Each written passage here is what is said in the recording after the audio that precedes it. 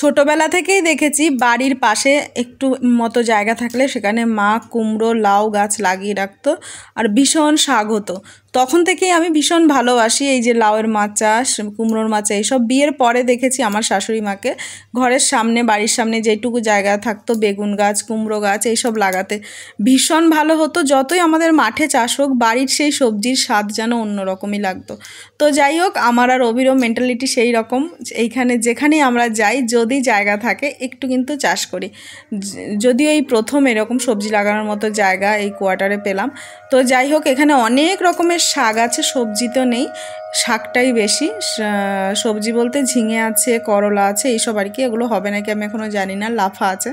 তো সকালবেলা ঘুম থেকে উঠেই আমরা দুজনে কিন্তু ব্রেকফাস্ট বানিয়ে খেয়ে চলে গেছি হচ্ছে জমিতে বলতে আমাদের শাকের জমিতে আর কি, পাশেই ওই যে ব্যালকনিটা ওইখান দিয়ে দেখা যায়, ওইটা হচ্ছে আমাদের রুম।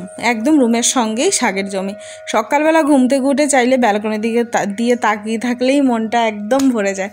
তো যাই হোক, আর তোমরা যারা গ্রামে থাকো তোমাদের তো অবশ্যই ভালো লাগবে এইসব জিনিস। আর যারা শহর থেকে দেখছো তোমরা কারা পছন্দ করো এইসব শাক সবজি জানিও।